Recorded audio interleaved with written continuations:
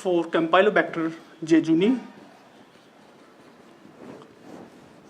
and in this variant there is initial numbness and tingling in finger which ascend up to ankle and wrist joints and followed by muscle weakness. The second type of Guillain Barre syndrome is AMAN, that is acute motor axonal neuropathy.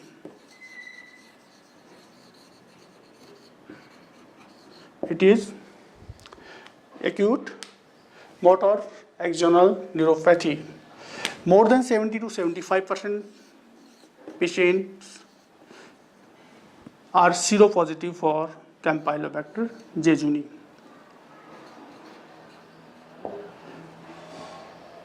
This disease affects mainly the efferent neurons or motor neurons which are carrying sensation to the muscles and glands.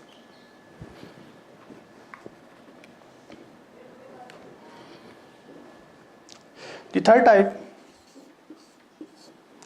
in this disease, besides the damage of myelin sheath, in this acute motor axonal neuropathy, besides the damage of myelin sheath, damage of axonema or covering of axon is also done by complement-mediated immunity and humoral immunity, including lymphocyte infiltration and macrophage damage.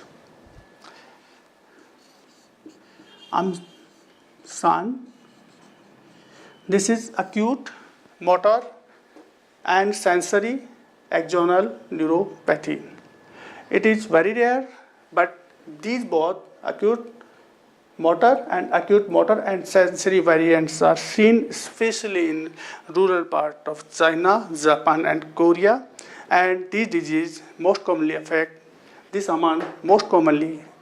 involve the small children and young adults, but this AMSAN is seen in adults only.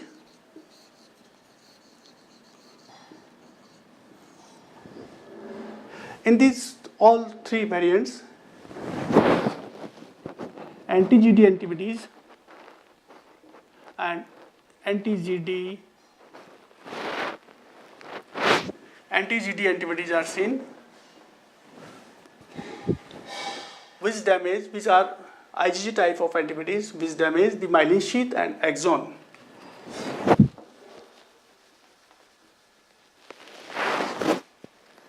And GD1B and GD1A are seen in all three variants. Now I will talk about the fourth type, which is mostly seen in Europe and other developing countries like north part of USA. It is Miller-Fisher syndrome.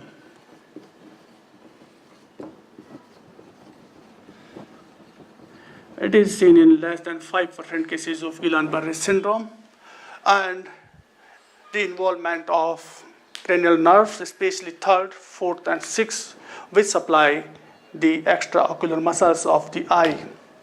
So it affects the oculomotor, abducent, and trochlear nerves. These nerves show the GQ1 and GQ2, GQ1A or GQ1B types of gangliosides, and the pathogens which are having the same configuration or molecular mimicry of these are having GQ1 and GQ1A and GQ2 damage these all three nerves, myelin sheath, and it is seen in form of ataxia, areflexia, and ophthalmoplegia.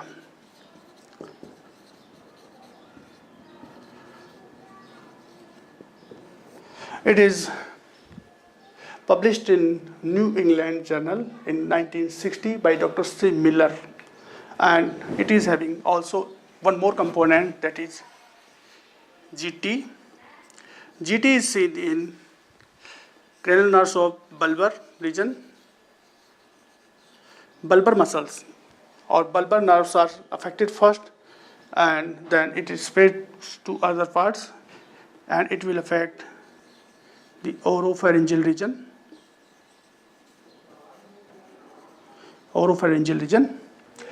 Now I will move to the treatment part of Guillain Barre syndrome.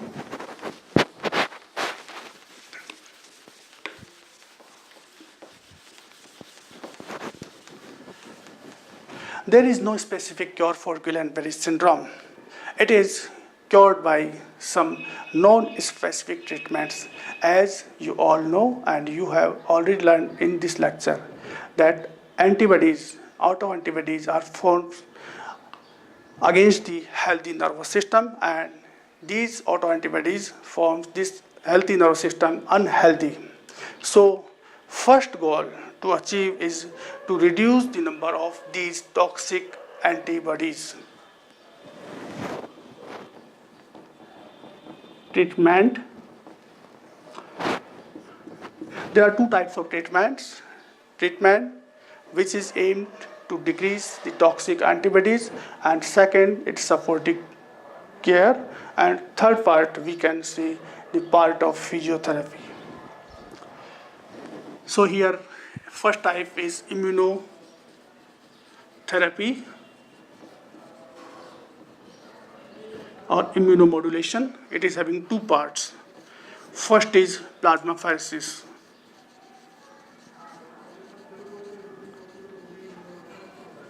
Or plasma exchange. Patients who are feeling weakness in lower limbs and can walk with support should be given to plasma exchange. And patients which are bedridden and are weaned from respiratory or ventilatory support should be given for plasma exchange. In this process, the blood is taken out of the body by a plasmapheresis machine, and after separation of plasma, packed cell volume and fresh plasma from donor is injected in 200 to 250 ml per kg. It is not cost effective, but it is compensated by short stay in hospital.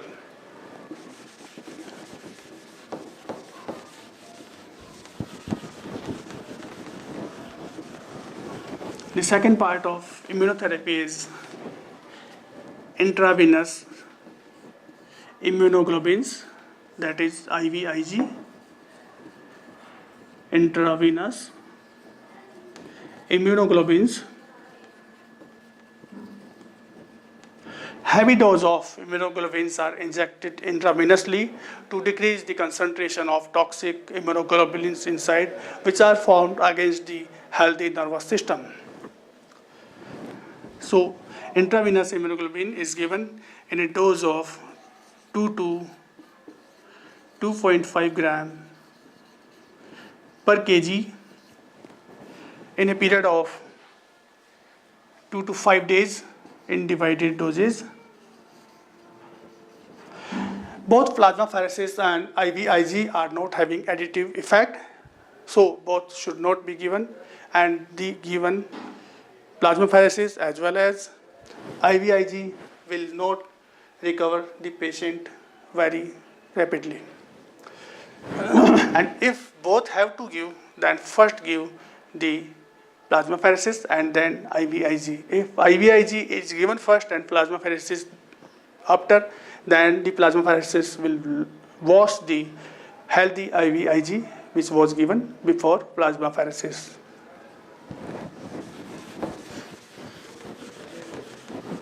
Supportive treatment.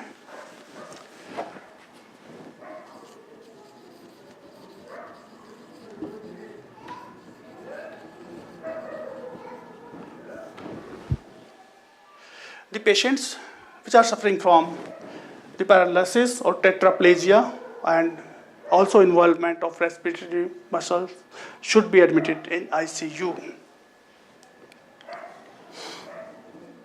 1/3 cases which are having involvement of respiratory system should be admitted in ICU. In ICU, there are 3 types of care for these patients of IVIG. Here is respiratory therapy, use of ventilator, cardiac monitoring,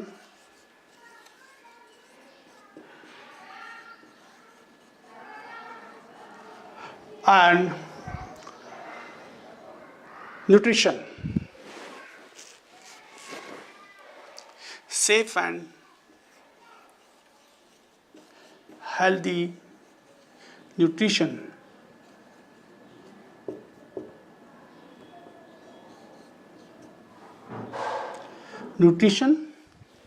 So these are the 3 types of support in ICU: respiratory therapy, cardiac monitoring, and safe and healthy nutrition.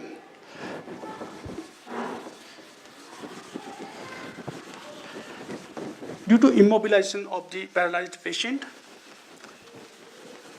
and patient remains in same position, so there are chances of decubitus or ulcer or bed sores. Using water baths and frequent change of position by caretaker is the treatment for these bed sores. And the other type is deep vein thrombosis, lower limb, and pulmonary embolism. These are prevented by given fractioned heparin or low molecular weight heparin 5000 units subcutaneous BD, or enoxaparin 40 milligram OD. So these are the supportive treatments given to the patient of Guillain Barre syndrome. Besides this, correction of electrolyte imbalance by giving IV fluids, giving dextrose and fructose in form of IV fluid in case of hypoglycemia.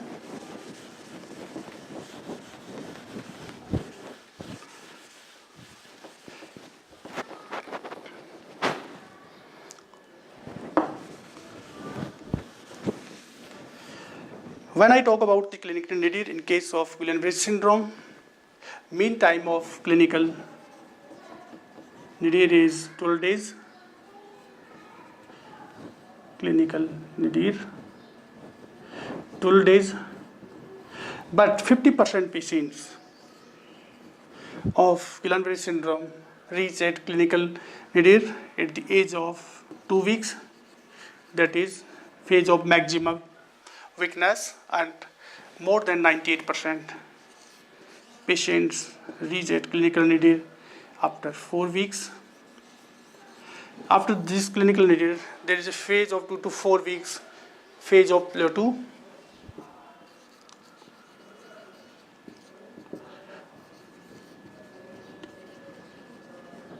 Where patient don't show any type of increasing weakness or paralysis. After that, there is phase of recovery.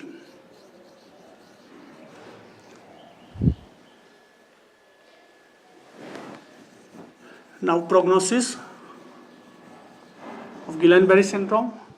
very good prognosis. More than 90% patients recover, 100% recovery is ruled in Guillain-Barre syndrome. But in some cases of acute motor axonal neuropathy and acute motor and sensory axonal neuropathy, there are some cases which don't recover after several years. So 60% patients can walk by 6 months, and 80% patients are recovered after 1 year. Remaining 20%, out of 20%, 2 to 10% mortality in patients which are on respiratory support. Overall mortality of Guillain-Barre syndrome is less than 5%.